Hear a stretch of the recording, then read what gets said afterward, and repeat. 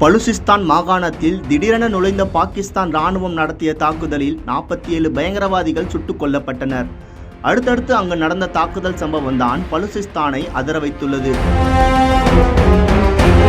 பாகிஸ்தானின் அண்டை நாடான ஆப்கானிஸ்தான் எல்லைப் பகுதியில் பலுசிஸ்தான் மாகாணம் அமைந்துள்ளது. இங்கு பலுச் விடுதலை இராணுவம், பலுசிஸ்தான் விடுதலை முன்னணி உள்ளிட்ட அமைப்புகள் செயல்பட்டு வருகின்றன.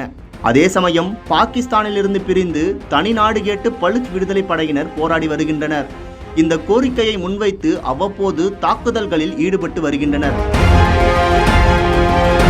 கடந்த சில மாதங்களுக்கு முன்பு பாகிஸ்தான் ராணுவ வீரர்கள் சென்ற ரயிலை கடத்தி அதிர்ச்சி கொடுத்தனர். அடுத்தடுத்து பல்வேறு தாக்குதல் சம்பவங்களை அரங்கேற்றி வந்தனர்.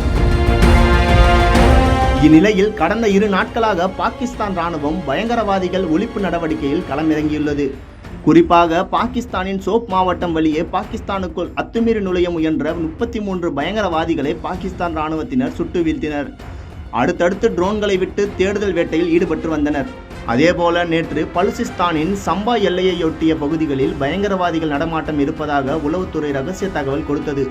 தகவலின் பேரில் விரைந்து சென்ற பாகிஸ்தான் ராணுவத்தினர் பயங்கரவாதிகளை நோக்கி துப்பாக்கிச் சூடு நடத்தினர். பதிலுக்கு பயங்கரவாதிகளும் பதில் தாக்குதல் நடத்தியுள்ளனர். இரு தரப்புக்கும் நடந்த துப்பாக்கிச் சண்டையில் 14 பயங்கரவாதிகள் சுட்டுக் கொல்லப்பட்டனர்.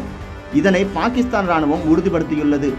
பலுசிஸ்தான் மாகாணத்தில் நுழைந்த பாகிஸ்தான் ராணுவ பயங்கரவாதிகள் மீது தாக்குதல் நடத்திய சம்பவம் பலுசிஸ்தான் விடுதலை படையினரை அதிர்ச்சியடைய வைத்துள்ளது.